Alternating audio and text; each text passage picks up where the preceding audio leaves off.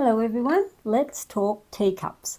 Now we're talking cheap teacups versus quality teacups. We're also talking about cups that are mass produced by the thousands or probably millions made in some foreign country versus something that is handcrafted locally here in Australia.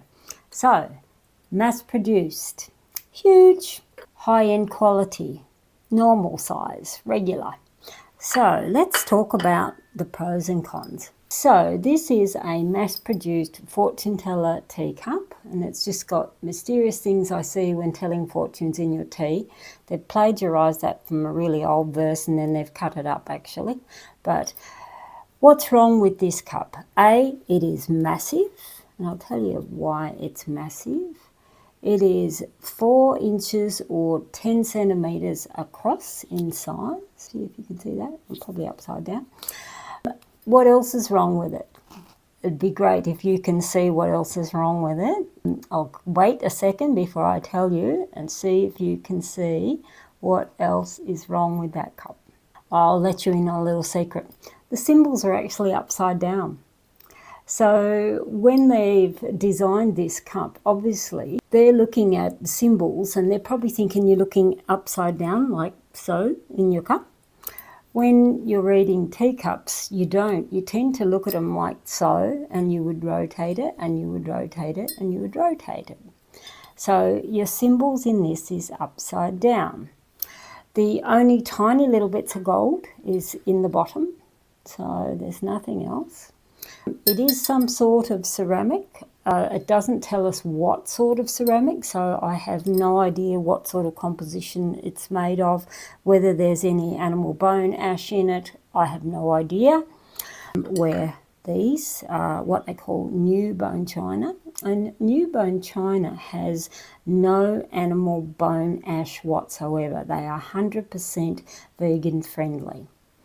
So this also, when you are looking at it, these sections, I've never in my life, and I've got a lot of very old fortuneteller teacups and been practicing for a very long time, you would not divide a cup up into 16 segments. And I was trying to work out why is there odd numbers of segments. No idea. So it's clearly someone in a foreign country has decided, yeah, this looks like a good idea, but it's not a great idea. Its saucer is as big as a salad plate. It is 7 inches or 180 millimetres, 18 centimetres across. Got a little bit of gold there. That's, again, the only bits of gold that's on it. Again, it weighs a tonne. These, I would say it's the size of a small dog bowl. That's probably the best way to explain it. So let's have a look at the differences and then I'll show you side by side.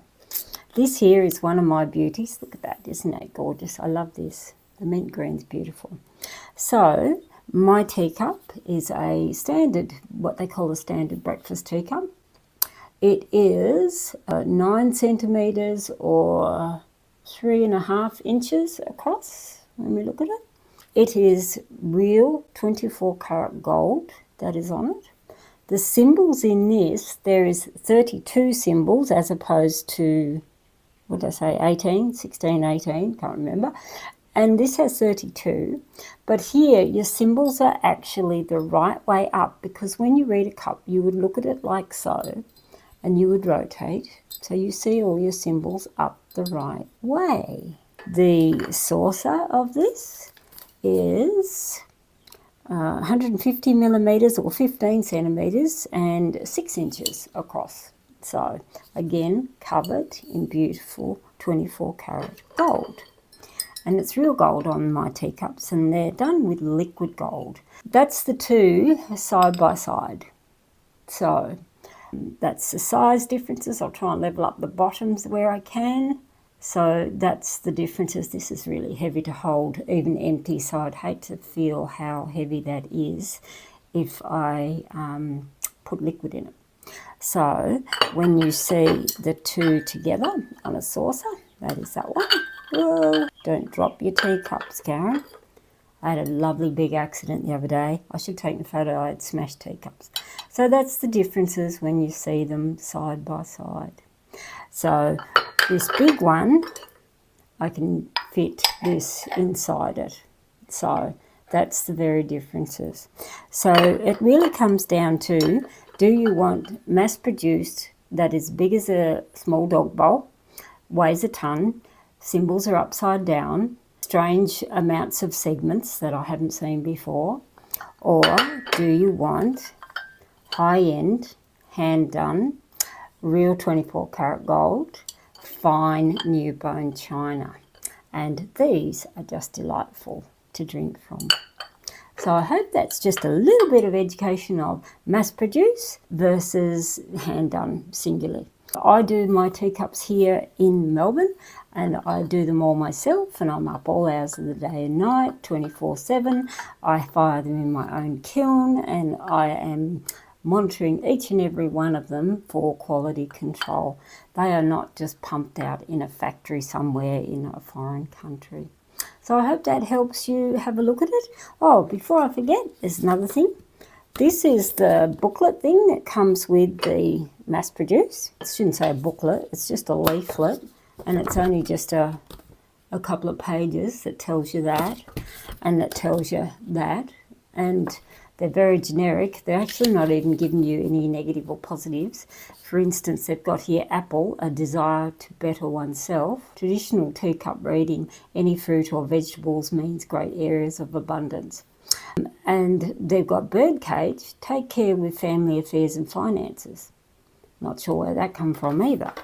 So, where mine come with a full booklet, and you will have your images, you'll have negatives and positives. You also get with mine little gold spoons with the little crystals on them. And you also get my 2 personal blends. This one's a beautiful black tea blend, and there's enough in there for probably about 10 teacups. And that one's a green tea blend, which is really beautiful as well. So the full kit in mine, straight out of the box, you can start tea leaf reading. You don't have to find tea, loose leaf tea, if you don't have it in the house. You also get with mine a full course, which is an online video course that you can sit and watch in your pyjamas over and over and over again. So straight out of the box, you can become a tea leaf reader.